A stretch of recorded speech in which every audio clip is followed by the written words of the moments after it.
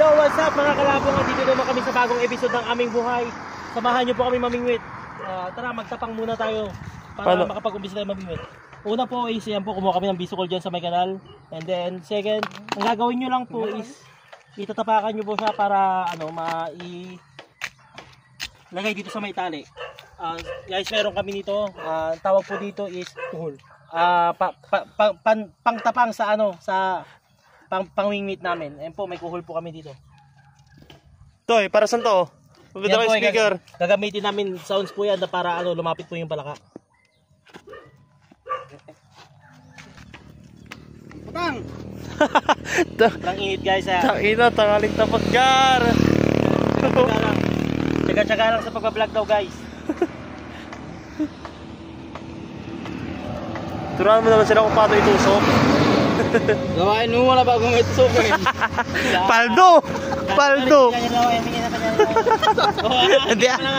Alag! Batak! Then, yan na yung tips. Tuturuan tayo ni may kalabong. Ano po? Gawain mo na.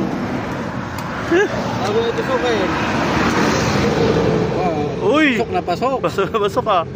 Walang mintis ka.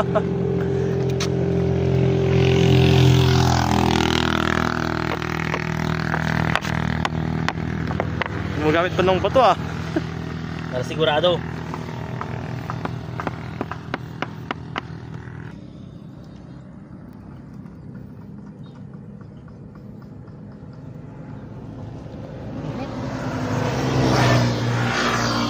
Mukha ng kaya wala pa sa video.